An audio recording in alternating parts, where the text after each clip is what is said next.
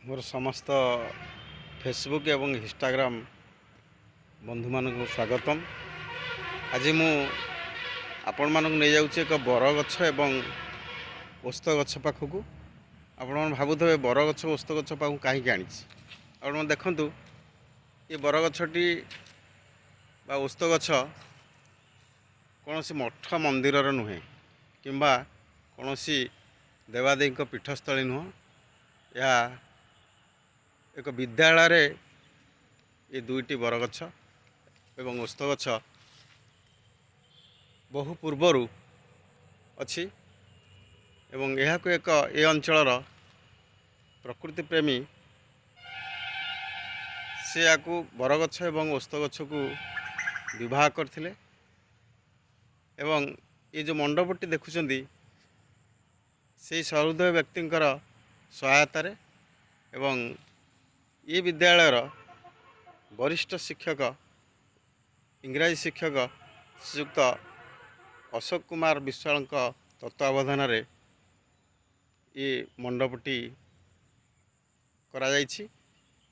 एवं मु आज यही बरगछ एवं ओस्त गछर पौराणिक मत एवं वैज्ञानिक मत विषय कहबी जे पौराणिक मत अनुसार ये बरगछटी होची आमर नारायण अवस्थान करती एवं ये ओस्त गछटी आमर लक्ष्मी तेणु नारायण लक्ष्मी अवस्थान करती एवं पाखरे मध्य शिव मंदिर अच्छी श्री श्री रामेश्वरा नाम लिखाई रामेश्वर मंदिर। तेणु ये पाखापाखि रहिले आमर सृष्टिकर्ता रहिले आमर ब्रह्मा रहिले सृष्टिकर्ता पालनकर्ता विष्णु रहिले एवं महेश्वर मध्य अवस्थान करछन्ति। आम जाचे जे यही गछर चेरे रोचंती आमर तार रोचंती ब्रह्मा एवं गछर गंडी अंशरे अवस्थान करती स्वयं भगवान विष्णु एवं ये जो तार जो शाखा प्रशाखा एवं पत्र आमर महेश्वर अवस्थान करती। ये हूँ आमर पौराणिक मत एवं वैदिक अनुसार मत अनुसार आमर विभिन्न लोक ग्राम यही बरगछ एवं ओस्त गछ को विवाह करती। तेणु ये विवाह करिवार पछरे मध्य रही कौन ना आमर पौराणिक मतरे एक बंध्या नारी पुत्र संतान निमंते से बरगछ ओस्त गछ को विवाह करती। एवं ग्रामवासी माने बरगछ एवं ओस्त गछ को पूजा करिवार तात्पर्य होउची जे ग्रामरे शांति फेरे आसीबो एवं ग्रामर कल्याण निमंते ये बरगछ ओस्त गछ को विवाह करती।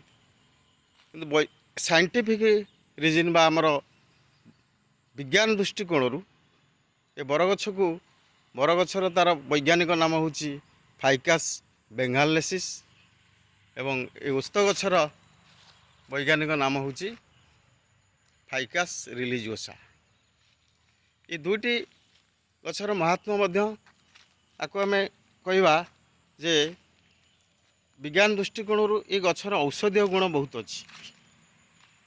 औषधीय गुण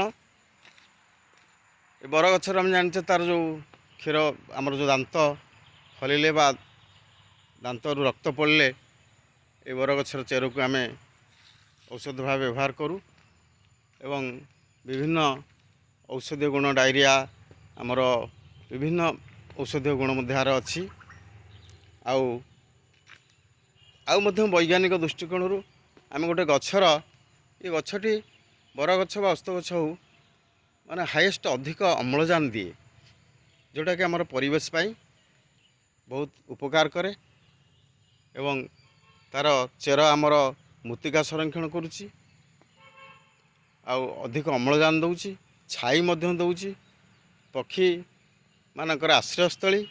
तेणु गोटे गछर केते से आम वृक्ष देवता कहचे ଦେଖନ୍ତୁ ଏଠି ବୃକ୍ଷ ଦେବତା ମଧ୍ୟ ଅବସ୍ଥାନ କରନ୍ତି, ଆକୁ ବୃକ୍ଷ ଦେବତା ମଧ୍ୟ କୁହାଯାଏ।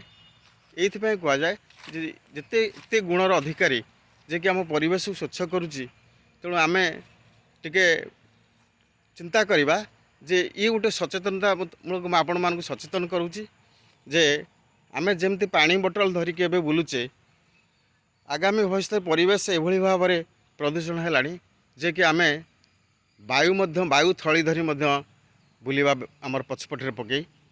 ତେଣୁ ମୁଁ ସମସ୍ତଙ୍କୁ ଏହି ନିବେଦନ କରୁଛି ଯେ ଆମେ ଏ ଗଛ ଲଗାଇବା, ଗଛ କାଟିବା ବଦଳରେ ଆମେ ଗଛ ଲଗାଇବା, ଯାହାଫଳରେ କି ଆମ ପରିବେଶ ସୁସ୍ଥ ରହିବ ଏବଂ ଆମେ ସୁସ୍ଥ ରହିବା। ଧନ୍ୟବାଦ।